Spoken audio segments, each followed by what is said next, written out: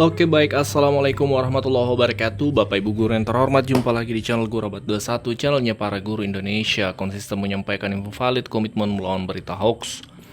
Nah, di video kali ini Bapak Ibu, kita akan bahas banyak postingan-postingan dari teman-teman guru di media sosial, kemudian di grup, di kolom komentar channel kita juga. Itu banyak narasinya sama, dan ini perlu kita ulas karena yang membahas atau yang mengangkat topik ini ramai. Ini contohnya, semoga penerbitan SKTP bulan April sama dengan bulan Maret, dipercepat.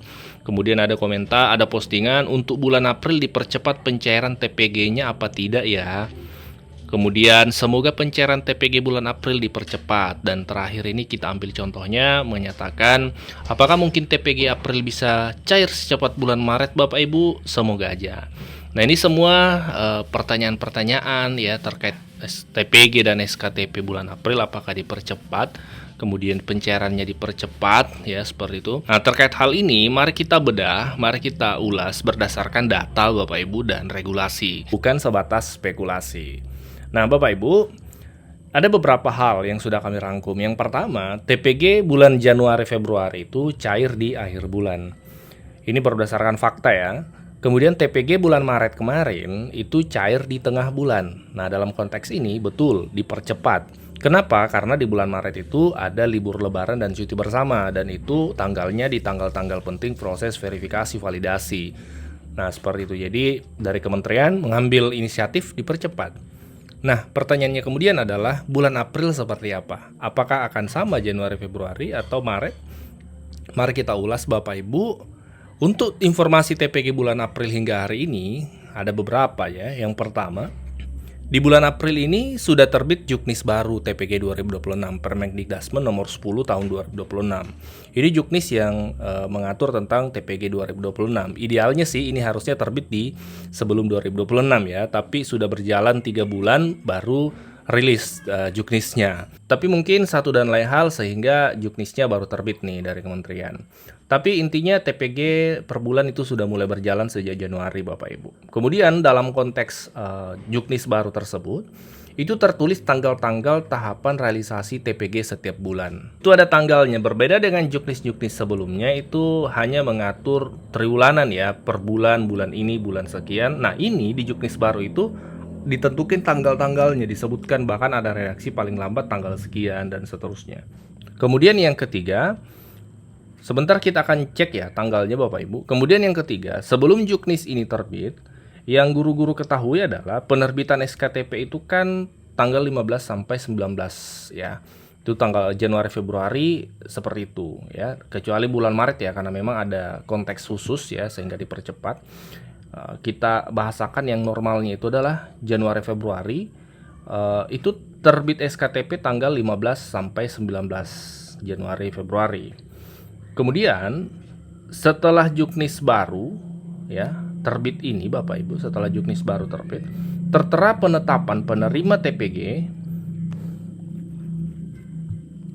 itu paling lambat tanggal 15 setiap bulan. Kalau dalam bulan April ini berarti paling lambat tanggal 15 bulan April itu sudah ada penetapan penerima atau SK-nya ya. Ini mari kita cek ya langsung ke Juknisnya.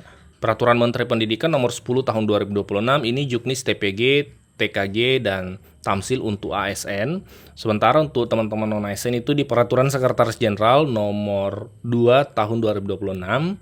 Sama ya tentang Juknis TPG dan TKG. Kalau Tamsil tidak, karena Tamsil itu untuk ASN. Kalau non ASN itu 2 tunjangan dari kementerian, TPG dan tunjangan khusus, tunjangan terpencil. Nah, di sini Bapak Ibu, dalam Juknis ini ditetapkan ya, kita lihat di bagian 3. Di bagian 3 di dalam tabel ini, penetapan penerima tunjangan profesi, tunjangan khusus dan Tamsil itu paling lambat tanggal 15 setiap bulan.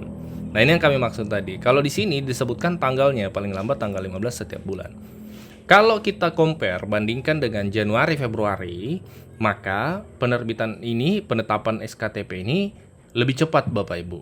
Karena kalau Januari Februari itu kan antara tanggal penerbitan SKTP itu 1920 ya, tanggal 1920. Nah, namun untuk pencairannya ya, rekomendasi ini tidak ada perubahan Bapak Ibu ya, tidak ada keterangan bahwa dipercepat dibanding kita compare dengan Januari Februari. Rekomendasi tetap tanggal 20 setiap bulan, termasuk di konteks bulan April ini tetap tanggal 20.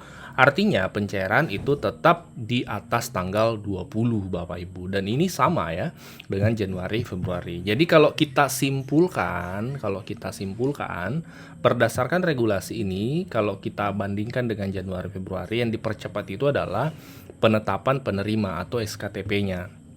Ya, berdasarkan acuan regulasi ini. Nah, kalau rekomendasi dan pencairannya itu tidak ada perubahan Bapak Ibu. Terlebih kalau kita compare dengan bulan Maret itu tidak dipercepat. Nah, jadi Bapak Ibu berdasarkan ulasan, kemudian kita bedah informasinya dari pertanyaan atau komentar postingan dari rekan-rekan guru, kesimpulannya adalah berdasarkan regulasi juknis baru yang terbit, yang dipercepat itu kalau kita lihat tanggal terbit SKTP-nya. Nah, semoga itu terrealisasi seperti itu, semoga tanggal 15, karena bisa saja agak mundur lagi ke belakang kan, kemungkinan itu selalu ada.